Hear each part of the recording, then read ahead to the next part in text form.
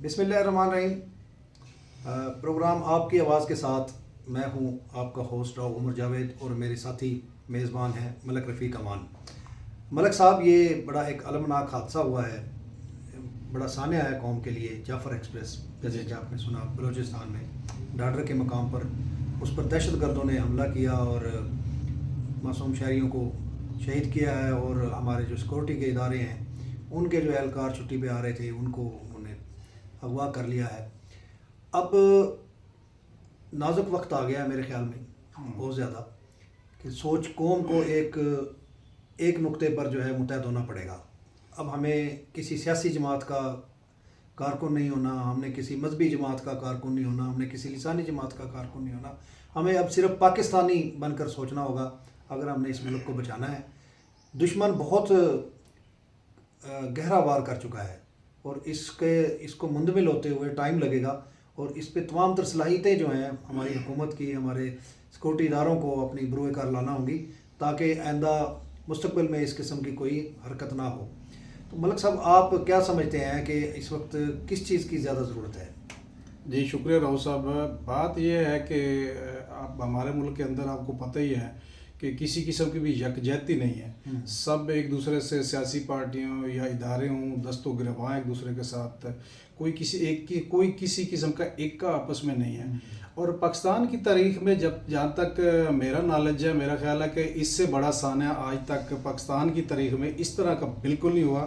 یہ ٹرین جو اغوا ہوئی ہے اس وقت، آپ ٹرین کو انہوں نے وہ لے کے گئے ہیں، دہشت گرد انہیں کہہ لیں یا انہیں وہ انتہا پسند کہہ لیں یا جو بھی کہہ لیں، تو یہ ایک بہت ہی بڑا واقعہ ہے۔ اب اس میں آپ کو پتہ ہی ہے کہ چھٹی اب آگے رمضان عید ہے، اور عید پہ لوگ وہاں پہ سرکاری ملازم جو اسپیشلی جو ہمارے فوجی بھائی ہیں، یہ وہاں سے آتے ہیں چھٹیاں گزارنے کے لیے، عید کی چھٹیاں۔ اور حکومت کو اور اداروں کو اس بات کا ظاہری بات ہے علم ہوگا، جہاں تک میرا نالج ہے کہ بسوں میں ٹریول کرنے کی یا پرائیویٹ گاڑیوں میں فوجیوں کو اجازت نہیں ہوتی، سیکورٹی ادارے جو ہے ان کو اجازت نہیں ہوتی لوگوں کو، تو یہ سیف ایک محفوظ سفر ٹرین کا جو اس کو مانا جاتا تھا۔ لیکن اب آپ کے سامنے کہ ٹرین بھی محفوظ نہیں ہے، اور ویسے بھی آپ کو پتہ ہے کہ بلوچستان کے حالات بہت زیادہ خراب ہے، اس کی طرف توجہ دی جانی چاہیے۔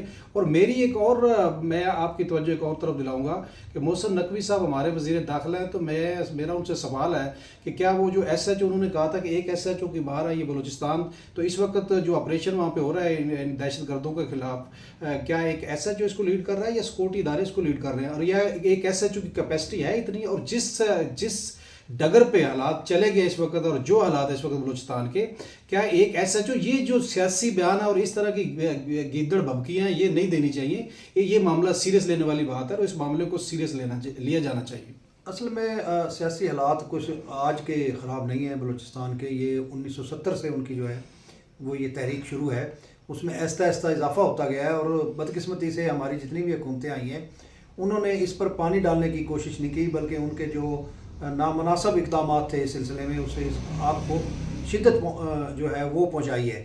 تو اب جو حالات ہے اس میں یہی ہے کہ سیریس ہو کے پوری قوم کو جو ہے وہ سر جوڑ کر بیٹھنے کی ضرورت ہے۔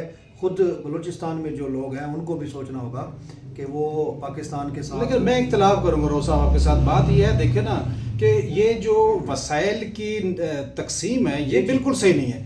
آپ بلوچستان چلے جائیں تو لگتا ہے بندہ کسی تھرڈ ورلڈ میں، کسی بہت بیکورڈ ملک میں آیا ہوا، اور اگر پنجاب میں آ جائیں تو ایسا لگتا ہے جیسے کوئی جدید کسی ملک میں آ گئے ہیں۔ یہاں پہ ساری سہولتیں، اور وہاں پہ سوئی گیس نکلتی ہے وہ ان کو نہیں دی جاتی، اور ان کے بہت سارے ایسے قدرتی وسائل ہیں جو منرلز ہیں وہ وہاں سے نکلتے ہیں اور وہ کہتے ہیں ہمیں نہیں دیے جاتے۔ پھر ایک اور چیز ہے، ایک بہت عرصہ پہلے ایک نہر شروع کی گئی تھی جو بلوچستان کو دی جاتی تھی۔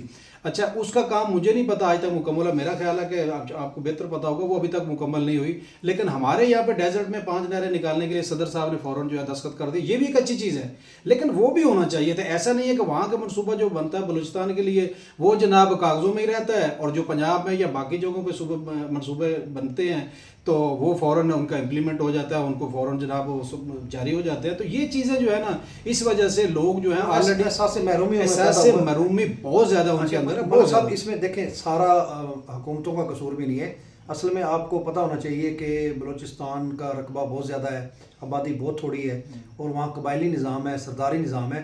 اصل جو میں سمجھتا ہوں ان کی محرومیوں کا جو اصل سبب ہے وہ سرداری نظام ہے، کہ 70% لوگ جو ہیں وہ چرواہوں پہ مشتمل ہیں، ان کا جو روزگار ہے 70% آبادی کا وہ یہ ریوڑ پالتے ہیں، بھیڑ بکریوں کے، اونٹوں کے، یہ گائے وغیرہ کے. آپ دیکھ رہے ہوں گے یہاں جو پنجاب میں بھی جب آتے ہیں تو سینکڑوں جو ہے وہ جانور مویشی ایک ریوڑ میں ہوتے ہیں. تو یہ وہ وہاں چونکہ پہاڑی علاقہ ہے، میدانی علاقہ نہیں ہے، تو وہاں زیادہ تر لوگوں کا روزگار جو ہے یہ مویشی پال کر ہے. اچھا، اس میں جو سرداری نظام ہے کیونکہ وہ لوگ محکوم ہیں ان کے، آج تک تو انہیں اپنے سرداروں سے نجات نہیں مل سکی. ایک قبائلی سسٹم ہے، قبائل کے لوگ ہیں وہ اپنے قبیلے کے جو اصول ہیں ان کے مطابق وہاں رہ رہے ہیں. تو یہ جو ساری بلوچستان میں جو گڑبڑ ہے نا ملک صاحب، اس میں زیادہ ہاتھ سرداری نظام کا بھی ہے. اور بدقسمتی یہ ہے کہ جو بھی الیکشن ہو ان سرداروں کو ہی مسلط کیا جاتا ہے ان لوگوں پہ ان کی مرضی کے خلاف. میں ایک بار پھر آپ سے اختلاف کروں گا. دیکھو سرداری نظام ایک فیکٹر آپ اس کو کہہ سکتے، سرداری نظام آپ پورا جو ہے نا 99% آپ کہیں گے 100% سرداروں کے قصور ہے، ایسا بالکل نہیں ہے.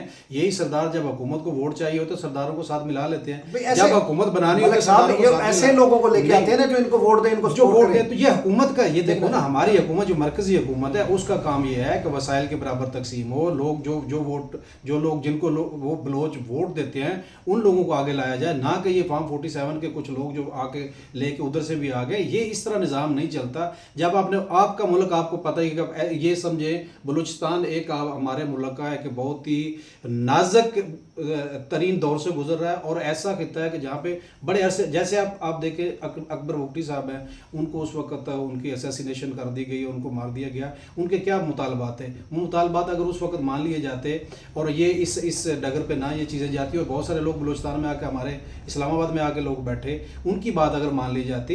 ریاست جو ہوتی ہے نا، ریاست جبر اور ظلم نہیں کر سکتی، نہیں کرنا چاہیے. ریاست ماں ہوتی ہے، اور جو بھی آواز بلند کرتا ہے ملک کے اندر کوئی بھی شہری، اس کی آواز اگر سنی نہیں جائے گی تو پھر راؤ صاحب نتیجہ آپ کے سامنے. ملک صاحب ایک میں صرف یہی نہیں ہے، وہاں غیر ملکی جو قوتیں ہیں وہ بھی بہت زیادہ سرگرم ہیں. انہوں نے بڑی انویسٹ کی ہوئی ہے. ہمارا ہمسایہ جو ملک ہے اس نے تو اپنے سارے وسائل جو ہے ادھر جھونکے ہوئے ہیں، اور یہ جتنے بھی دہشت گرد ہیں، باغی ہیں ادھر سے بلوچستان سے، یہ سارے ادھر جا کے پناہ گزین ہیں، اور ساری ان کو فنڈنگ ہوتی ہے.